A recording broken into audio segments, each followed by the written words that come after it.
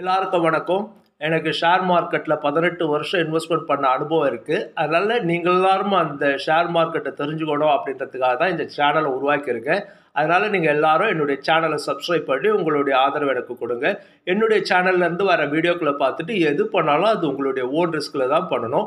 நீங்கள் உங்களுடைய அட்வைசர், அதாவது ஷேர் மார்க்கெட்டில் நல்ல அனுபவம் யார் இருக்கோ அவங்களோட நல்லா கேட்டு தெரிஞ்சு ஷேர் மார்க்கெட்டை பற்றி நல்லா தெரிஞ்சு நீங்கள் இன்வெஸ்ட்மெண்ட் பண்ணுங்கள். நான் என் மூலமாக உங்களுக்கு நிறைய நாலேஜ் கிடைக்கும், உங்களுக்கு நிறைய ஐடியா கிடைக்கும். இப்போ இன்றைக்கி என்ன பார்க்க போகிறோம் அப்படின்னா, இப்போ ஷேர் மார்க்கெட் எப்படி இருக்குது அப்படின்றத முதல்ல பார்க்க போகிறோம். இப்போ ஷேர் மார்க்கெட் என்ன நிலமையில் இருக்குது அப்படின்னா, ஷேர் மார்க்கெட்டுடைய பாயிண்ட் நிஃப்டியை பற்றி பேஸ் பண்ணி தான் பேச போகிறோம். ஷேர் மார்க்கெட்டுடைய பாயிண்ட்டு 22,500க்கும் 26,500க்கும் நடுவில் ரேஞ்ச் பவுண்டு, அதாவது இந்த ரேஞ்சுக்குள்ளவே ஷேர் மார்க்கெட் இருக்கிறதுக்காக முயற்சி பண்ணிட்டுருக்கு அப்படின்னு சொல்லலாம். அதாவது 22,500க்கு கீழவும் வராமல் 26,500க்கு மேலேயும் போக முடியாமல் மார்க்கெட் இருக்கிறதா எனக்கு தெரியுது. இதுக்கு என்ன காரணம் அப்படின்றது தான் நம்ம இந்த வீடியோவில் பார்க்க போகிறோம்.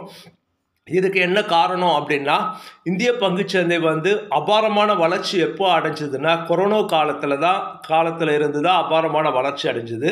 அதை எப்படி சொல்லலாம் அப்படின்னா, கொரோனா வர்றதுக்கு முன்னால் இந்திய பங்குச்சந்தை 12,000 பாயிண்ட் நிஃப்டி ரீச் ஆச்சு. கொரோனா அப்போ என்ன ஆச்சுன்னா, ஒரு பெரிய மேஜர் கரெக்ஷன் வந்தது. அந்த மேஜர் கரெக்ஷனில் 7,500 பாயிண்ட் அளவுக்கு நிஃப்டி கரெக்ஷன் ஆகி வந்தது. இந்த டைமில் எல்லா கம்பெனிகளுடைய ஷேர்ஸும் ரொம்ப ரொம்ப ரொம்ப ரொம்ப லோ ப்ரைஸுக்கு வந்துச்சு. ஏன்னா கொரோனாவுடைய பயத்தினால எல்லாரும் இந்த லாக்டவுன்லாம் போட்டதால் எல்லாருமே இந்த டைமில் ஷேர்ஸை ரொம்ப லோ ப்ரைஸில் கிடைச்சா போதுன்னு விற்றுட்டு வெளியே போனாங்க.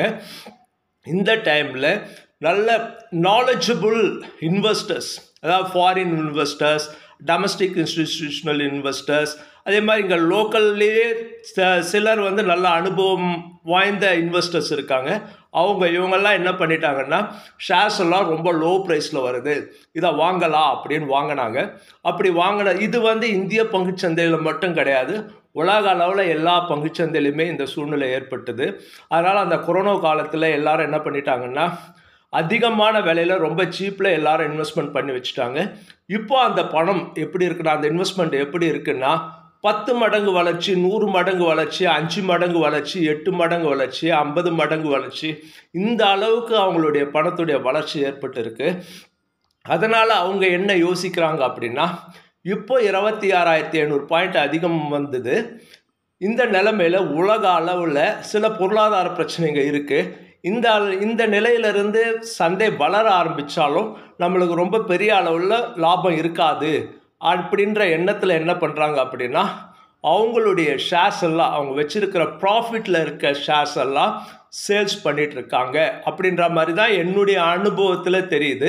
அதே நேரத்தில் அவங்க என்ன பண்ணுறாங்கன்னா, 22,500 கீழே வராத அளவுக்கு 22,500க்கு நெருங்கி வர்றப்போ அவங்க அதை பையும் பண்ணிட்டு வராங்க. இந்த ஸ்டேஜ்லேயே எல்லாத்தையும் பை பண்ணி முடிச்சுடுவாங்கன்னு கிடையாது. அந்த சேல்ஸ் வர்றதுக்கு ஏற்ற அளவுக்கு இன்னும் கொஞ்சம் கூட கீழே போகலாம் அப்படின்றத கூட எதிர்பார்ப்பாங்க. ஏன் அது எதிர்பார்ப்பாங்க அப்படின்னா, எப்பயுமே உலக அளவில் சந்தைகள் எப்படி இருக்கும்னா, இந்த பிப்ரவரியிலேருந்து மே மாதம் வரையிலும் ஒரு சைடு வேவில் தான் இருக்கும், ரொம்ப பெரிய வளர்ச்சி இல்லாமல் இருக்கும். அப்படிப்பட்ட இந்த சூழ்நிலையில் இப்போ தான் அந்த சுச்சுவேஷன், அதாவது சைடுவே சுச்சுவேஷனை இப்போ தான் ஆரம்பிச்சிருக்கு. அதனால் இப்போது அதே நேரத்தில் மார்க்கெட் அந்த 22,500 பக்கத்திலே இருக்குது.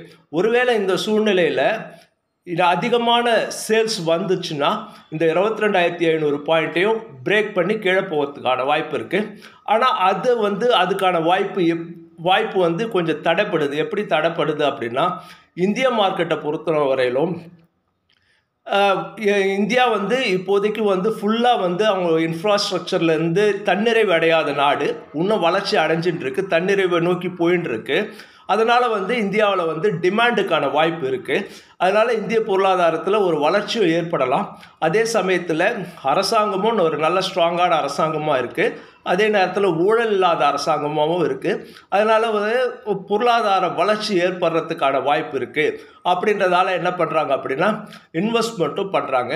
இப்போ இந்த மார்ச் மாதம் ஏப்ரல் மாதம் வரையிலும் என்ன பண்ணுவாங்க அப்படின்னா இன்வெஸ்டர்ஸ்லாம் அவங்களுடைய ப்ராஃபிட்டை புக் பண்ணி டேக்ஸ் எல்லாம் பே பண்ணுவாங்க. அதெல்லாம் பே பண்ணி முடித்து திரும்பவும் இன்வெஸ்டர்ஸ் வர ஆரம்பிச்சிட்டாங்கன்னா 22,500 வரையிலும் உடையாமல் இருந்தது அப்படின்னா அதுக்கப்புறம் கொஞ்சம் கொஞ்சமாக மேலே ஏறி 26,500 பாயிண்ட்டு நெருங்கி வரும். அதுக்கப்புறம் பொருளாதார வளர்ச்சிகள் எப்படி இருக்குது அப்படின்றத அடிப்படையாக வச்சு சந்தை வளர ஆரம்பிக்கும்.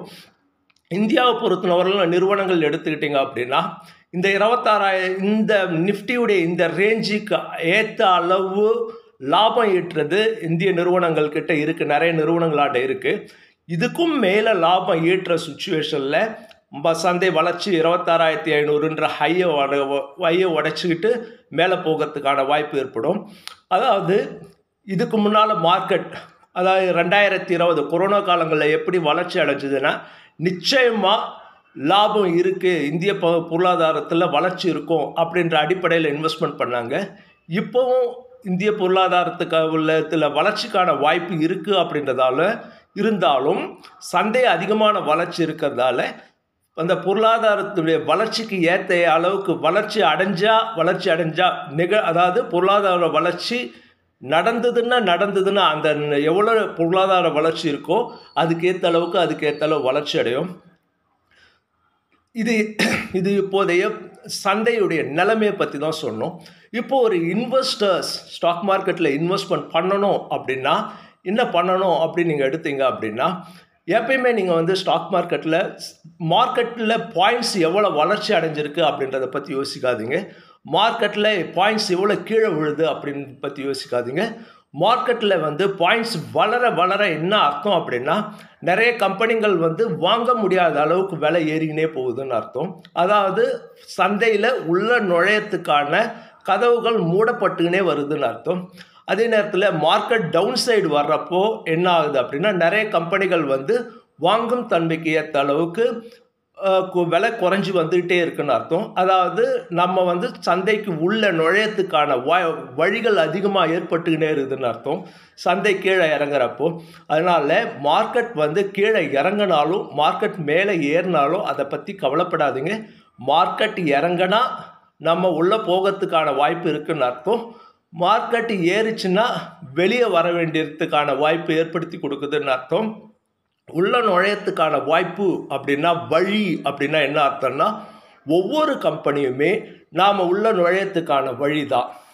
அதே மாதிரி வெளியே வர்றதுக்கான வழின்றது என்ன அப்படின்னா ஒவ்வொரு கம்பெனியும் நாம் மார்க்கெட்டை விட்டு வெளியே வர்றதுக்கான வழி தான்.